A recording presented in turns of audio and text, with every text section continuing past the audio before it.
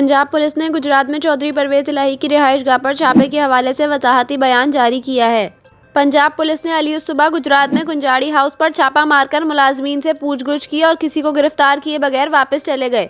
इस मामले पर चौधरी परवेज इलाही और मोनिस इलाही ने बयानात जारी किए थे। ताहम अब पंजाब पुलिस ने भी वजाहती बयान जारी किया है।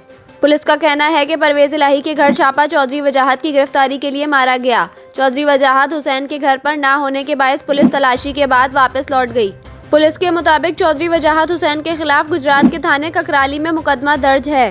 थाना ककराली में मुकदमा 16 फरवरी को पुलिस की मदीयत में दर्ज किया गया था। 16 फरवरी को कोटला अरब अली खान सिविल अस्पताल के नाम की तब्दीली पर झगड़ा हुआ था।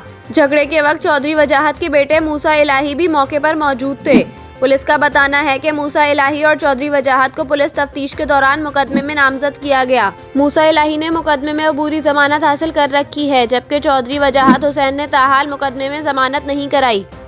याद रहे कि चौधरी वजाहत हुसैन मुस्लिम लीग काफ के सदर चौधरी शुजात हुसैन के भाई और साबिक वजीर आला पंजाब परवेज इलाही के चचाजाद भाई हैं।